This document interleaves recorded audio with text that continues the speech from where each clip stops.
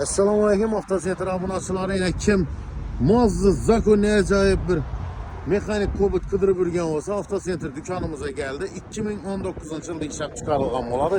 Mashinamizni kraskalar 100% radno yurtdoshda ko'rishingiz mumkin. Avtomat korobka diska balonlar qo'yilgan mashina 15 düymli. Yine salon kısmını ham ko'ringlar, acayip nilonium, evakur poliklar, chexol bor, hamma narsa qo'yilgan. Mashinamizda 4-pokoleniya metalla uстановka bo'lgan 63.000 probek o'zini halol yurganida turibdi. Pioneer magnitofon ishlami, video registrator ishlami, Magicar putlarni chaba mashinamizda. Az yurtdoshlar ina. Ko'rishingiz mumkin, dim zakonni qarab, shiqqi bo'lib haydalib yurgan mashin. Bu mashinamizni sizlarga xudo xolasa 106 milyon so'm naqd pul qo'yib berdik.